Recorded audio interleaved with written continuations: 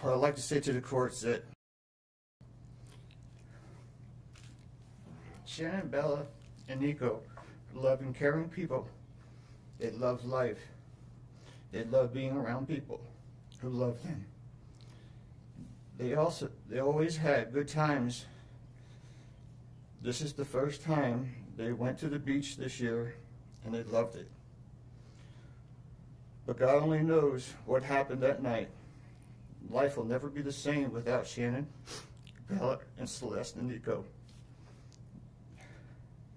Had all their lives to live. They were taken by a heartless one. This is the heartless one, the evil monster, who dare you take the lives of my daughters Shannon, Bella, Celeste, and Nico. I trusted you to take care of them, not kill them. And they also trusted you. The heartless monster, and then you take them out like trash. You disgust me. They were loving and caring people. You may have taken their bodies from me, but you will never take the love they had for me. They loved us more than you will ever know, because you don't know what love is. Because if you did, you would not have killed them. You monster, thought you would get away with this. I don't know how. The cameras do not lie. You carry them out like trash of the house. Yes, I seen the videotape. You buried my daughter Shannon and Nico in a shallow grave, and then you put Bella and Celeste in huge containers of crude oil. You heartless monster. You have to live with this vision every day of your life, and I hope you see that every time you close your eyes at night. Oh, I forgot. You have no heart or feelings or love. Let me tell you something. I will think of them every day of my life, and I love them every day of my life. Prison is too good for you. This is hard to say, but may God have mercy on your soul. I hope you enjoy your new life. It's nothing like the one you had out here. May the courts have no mercy on you. It's hard every day. It hurts in so many ways. I have heard people say that you're not a monster. No, you are not. You're an evil monster. Thank you. Love you, Shannon, Bella, and Nico. Love you, Pop and Dad. And one other thing. And Shannon says she is super excited for justice today. Thank you, Your Honor. Thank you, sir. The past 3 months, I barely slept because I've been going through a lot of different emotions because I did not see this coming. You went from being my brother, my sister's protector, one of the most loved people in my family, to someone I will spend the rest of my life trying to understand. What gave you the right to put your hands on a woman, let alone my best friend, my beloved sister, your daughters, and your son? Why weren't they enough for you? In the blink of an eye, you took away my whole world, the people that mattered to me the most. Everything in my life I loved, your children. They trusted you. They loved you. They looked up to you because you promised to keep them safe. Instead, you turned on your family. My blood is boiling as I write these last words because they are the last you will ever hear from me. I can't even think of the right words to describe the betrayal and the hate I feel. And to be honest, you aren't even worth the time and effort it takes to put my pen to this paper. There isn't a day that goes by that I don't cry for my family. They were my whole world. All I do is ask myself why. Why would you do this? You don't deserve to be called a man. What kind of person slaughters the people that love them the most? Did you really think you would get away with this? Did you really think that this was your best option, to throw away your family like they were garbage? They deserve better, and you know it. I hope you spend the rest of your life staring at the ceiling every night, being haunted by what you've done. None of us deserved this. Hearing my mother and father cry themselves to sleep in this hotel room causes me anguish that is beyond words. I can't describe how this feels, how badly my heart is breaking for my poor parents. We trusted you. You have taken away my family from this earth, but you can never take them from my heart. You took away my privilege of being an uncle to the most precious little girls I've ever known. I will never hear the words Uncle Frankie again, but you will never be called Dad again either. You'll never be able to put your hands on another woman, let alone my best friend, my beloved sister, and your son. I just can't comprehend how they weren't enough for you. Shanann, Bella, and Cece loved you more than anyone. You were their hero. How could you destroy the people who loved them the most? I pray that you never have a moment's peace or a good night's rest in the cage you'll spend every day of your life in. A cage you are privileged to live in because my family isn't evil like you. We begged the district attorney to spare your life because despite everything, we believe that no one has the right to take the life of another, even someone like you. I feel sorry for your family. I know the pain that they must feel knowing that they can't hug you, because that's how my mother, father, and I feel every time we cry for our family. Nothing hurts more than watching or hearing my family weep for their loved ones. I just wish that I could tell that you would tell the truth, but I know that that is asking for more than you are capable of. I stayed up all night writing this statement. I don't sleep because of you. My life will never be the same because of you, but at least my conscience is clear. I get to live free, but I can't say the same for you. I haven't slept in 2 days because I've been anxiously waiting for this moment, the moment I get to tell you how I feel, how this has affected my family and I. My family and I can finally grieve after today. If anything, we will come out of this stronger today than we were before, and we will continue to pray for your family. Sincerely, Frankie Rusick. Thank you, Mr. Rusick.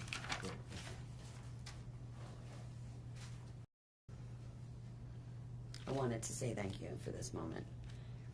I want to take a moment to thank everyone who has prayed for our beloved family, who has sent gifts, cards to us from all over the world. I know God will put the evil people where they need to be. I also want to take the time to thank the town of Frederick, Greeley, FBI, the DA's office, the CBI, for exceptional work. We thank Nicole Atkinson, Shannon's neighbor Nathan, and his family. To me, they're our heroes. They really are. God bless. God makes no mistakes on who he puts in your life. Marriage is about love, trust, and friendship and unity. We marry for sickness and health, to death do us part. Our daughter Shannon loved you with all of her heart. Your children loved you to the moon and back. Shannon's family was her world. Shannon put a crown on your head. But unfortunately, the day that you took their life, God removed that crown. We loved you like a son. We trusted you. Your faithful wife trusted you. Your children adored you, and they also trusted you. Your daughter Bella Marie sang a song proudly. And I don't know if you got to see it, but it was, "Daddy, you're my hero."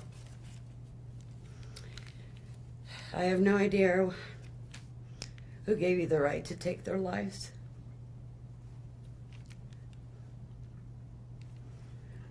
But I know God and his mighty angels were there at that moment to bring them home to paradise. God gives us free will. So not only did you take the family of four, your family of four, you took your own life. I want the world to know that our daughter and her children were so loved by us. There will always be protected by God and his mighty angels. I didn't want death for you because that's not my right. Your life is between you and God now, and I pray that he has mercy for you. From Shannon's mother, Bella Marie, Celeste Catherine, and Nico Lee's Nana. Thank you, Your Honor. I'm Cindy Watts. Ron Watson. Thank you. And I have authorized you to make a statement to the court as paternal grandparents of the children.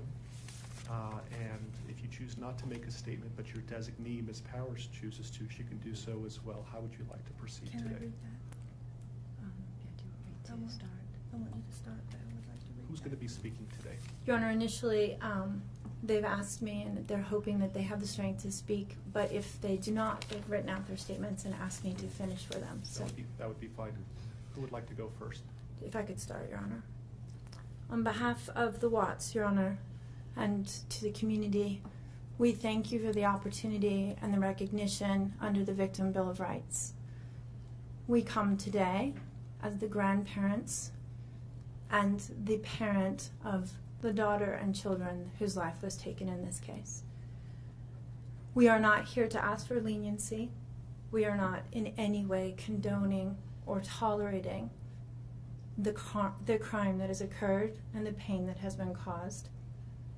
We join in our daughter-in-law and grandchildren's family in saying this should never have happened. This is not condonable. This is something that we will never get over.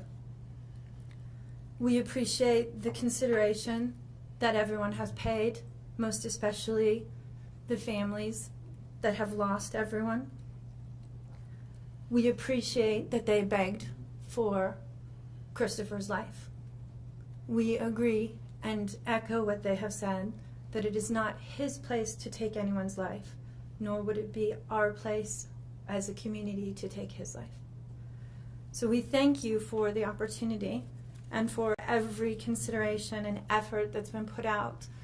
The prosecution in this case has in fact respected the Victim Bill of Rights. They took the time to explain that the information that my clients had at the time that they were interviewed was not correct. They were misinformed. They were searching for answers. They were not intending to cause any pain to anyone. And they appreciate that the prosecution answered their questions and gave them the time and the respect and the consideration so that they could tell this court and everyone in this community that the interview content was not their message, that they accept that their son has done this, that they accept that he chose to plead guilty, that he sought and requested their consent and agreement for a life sentence. They appreciate that he is given the opportunity to serve that life sentence. It is his responsibility, it is his sentence, and it is not enough to make up for what has done. We understand and we join the family in that we have questions. We don't know how such a thing could possibly happen, or that a man that was responsible for raising his children and protecting his wife would take the steps that he did, and that he would disregard their bodies and the love that he had for them and they had for him and everyone else, and take the gestures and put this community through the investigation and the discovery and the responsibility of bringing justice. We do not understand that. We do not think it was appropriate. We cannot begin to think that an explanation will ever justify it. My clients indicate that they understand that a full opportunity for a confession with all of the responsibility and accountability has not occurred.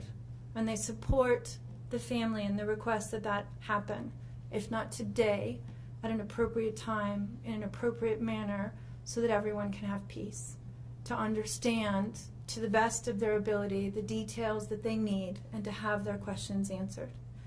And by giving this opportunity of a life sentence, we hope that he embraces that moment. That had the death penalty been pursued, there would not have been an opportunity to be accountable and to give a full confession. And had the death penalty been sought, counsel would have fought for his life, the prosecutors would have been engaged in a multiple-year battle, the families would have been torn apart, this community would have had to subsidize it and endure it, and we have so much respect and gratefulness that that did not happen. We would strongly encourage Christopher Watts to give that full confession in the tone and in the timing that he thinks is appropriate with the guidance of his counsel. We feel that it would be appropriate and helpful to ease the pain and the suffering. But we also say we don't think that there's anything that he can say that will ever account for his behavior. There's nothing that can be done to cure the harm he has caused. And he has the responsibility to serve his sentence with dignity and with regard for everyone, and to spend every breath that he has left in an atonement for what he has done. Do you want to read it? Yes. So if I could just have you state your name for the record. Cindy Watts. Thank you. My name is Cindy Watts. I am the grandmother of two beautiful granddaughters, Bella Marie, Celeste Catherine Watts. I am also the mother of Christopher Watts, who I will be directing most of my statement to. First, I'd like to begin by recognizing the absolute horror of this crime and acknowledging the devastating loss that both the Rusek family as well as our family have faced. Our families have been irreparably broken by the needless deaths of Shanann, Bella, Cece, and Nico.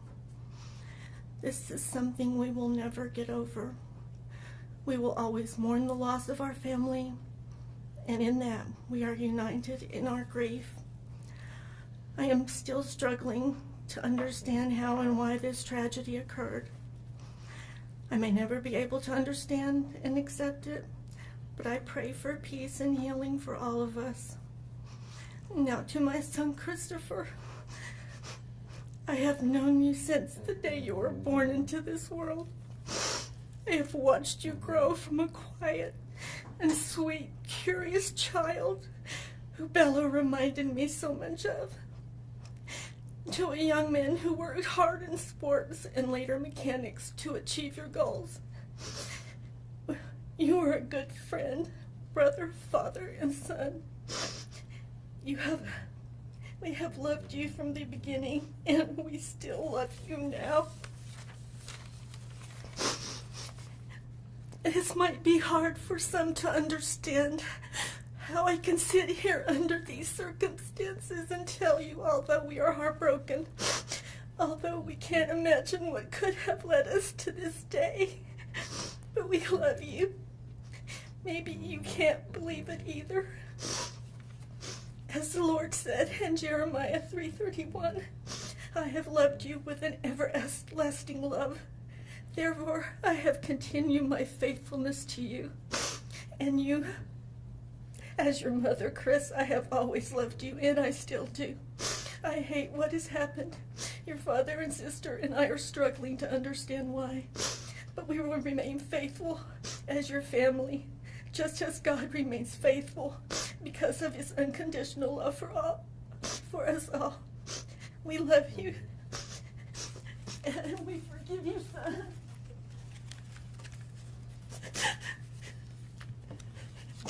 Thank you. Judge, if I could read Mr. Watts' statement. Yes. My name is Ronnie Watts, and I am the grandfather of Bella, Celeste, Nico Watts, and I am the father of Shannon. I am the father of Christopher Watts as well. And one of the most important things I've done in my life is to raise my children and to watch as they started their own families. I spent many years coaching Little League and talking to my son, taking him to the races, and sharing my love and knowledge of cars with him. He was just as involved with his girls. I believe he loves his girls. I know he does. This tragedy has impacted my family in so many ways. Beyond losing my precious grandchildren, our beloved daughter-in-law, we are forced to question everything. We still don't have all the answers, and I hope one day, Christopher, you can help us.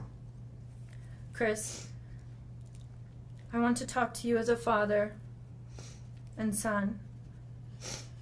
You are here today accepting responsibility, but I want to tell you this now. I love you.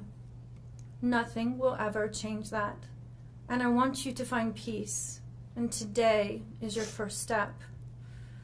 The Bible says if we confess our sins, God is faithful and just and will forgive us.